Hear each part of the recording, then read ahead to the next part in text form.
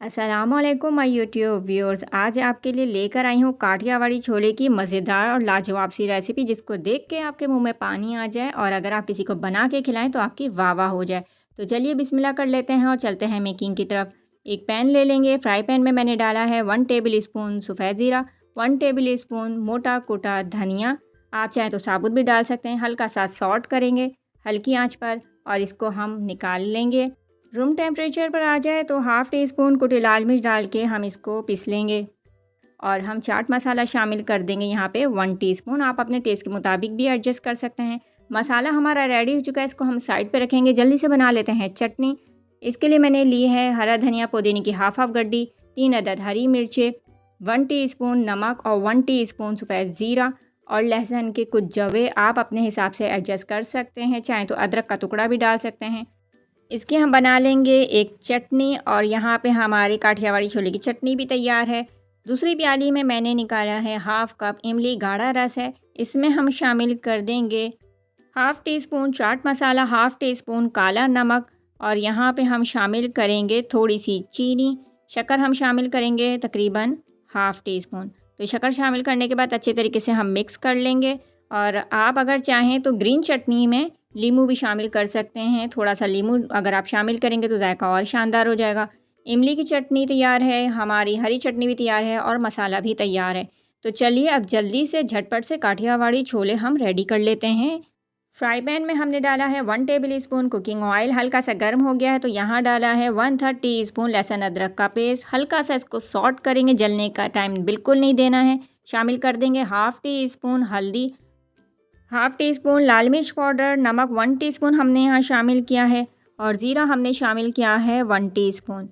धनिया हमने मोटा मोटा कुटा हुआ डाला, आप चाहें तो पाउडर यूज़ कर सकते हैं, वो हमने डाला है हाफ़ टेबल स्पून। तो सारे मसाले डाल चुके हैं, अच्छे से इसको मिक्स कर लेंगे। हल्की आंच रखनी है, ज़्यादा तेज़ फ्लेम पे इसको नहीं पकाना है। मसाला हल्का सा भून रहा है तो उसमें हम शामिल कर देंगे थोड़ा सा पानी, ताकि मसाला हमारा लगे नहीं। बहुत अच्छे तरीके से इसको हमें भूनना है।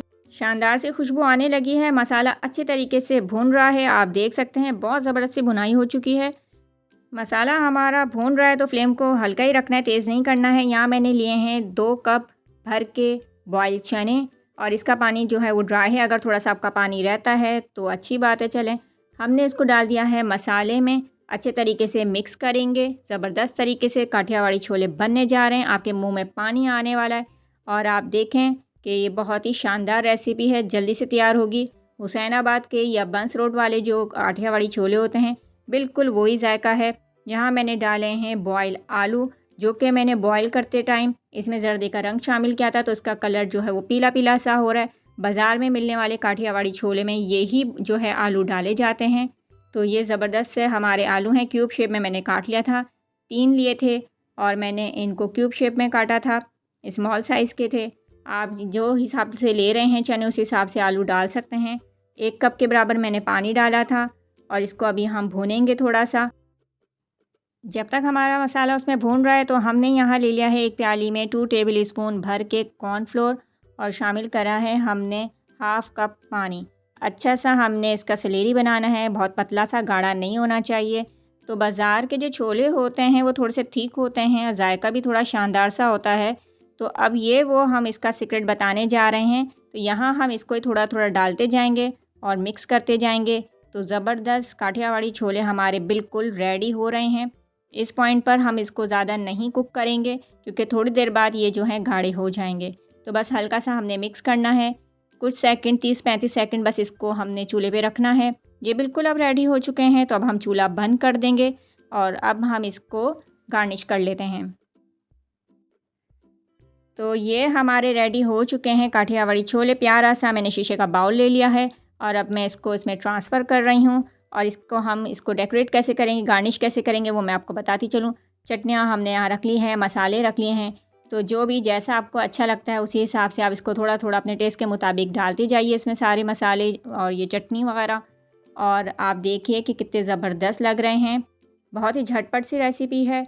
अब अगर आपकी इफ़्तार पार्टी है तो आप इसको ज़रूर ट्राई कीजिए इस रेसिपी को।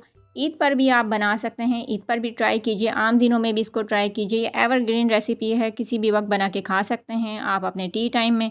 तो यहाँ सारी चटनियाँ जा चुकी हैं, बिल्कुल, आज मैं बनाने जा रही हूँ स्ट्रीट स्टाइल के काठियावाड़ी छोले। तो शामिल किए हैं मैंने बारीक चॉप प्याज।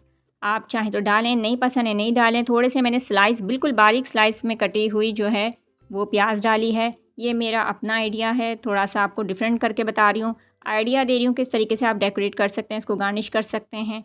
कुछ मैंने बारीक चॉप टमाटर काट के डाले हैं। तो बिल्कुल स्ट्रीट स्टाइल के काठियावाड़ी छोले बन रहे हैं। और लास्ट में जो यहाँ मैं डाल रही हूँ, आहा हा, मज़ा आ गया है। मैंने इसको लच्छे की सूरत में प्याज काट के डाली है, देखने में भी बहुत खूबसूरत लगती है। अगर आपको नहीं अच्छी लग रही तो आप इसको स्किप कर दीजिए, कोई मसला नहीं है, कोई इशू नहीं है, कोई दिक्कत नहीं है। लास्ट में हमने डाली है पापड़ी। तो ये आप देख सकते हैं हम पापड़ी तोड़ के डाल रहे हैं और मेरे मुंह में पानी आ चुका है। ज़बरदस्त सा ये बना है और इसको मैंने ट्राई किया था अपने इफ्तार पे और बहुत ही सबने तारीफ़ की थी। तो आप भी अपने मेहमानों के, अपनी फैमिली के आगे इसको ट्राई कीजिए और दाँत समेटिए।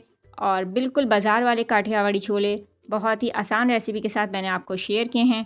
तो उम्मीद करती हूँ आपको मेरी आज की रेसिपी पसंद आई होगी। प्यारा सा फीडबैक ज़रूर दीजिए, दुआओं में याद रखिए। नेक्स्ट वीडियो तक के लिए दीजिए इजाज़त। अपना रखिएगा बहुत सारा ख्याल और रखिएगा दुआओं में याद। अल्लाह हाफिज़।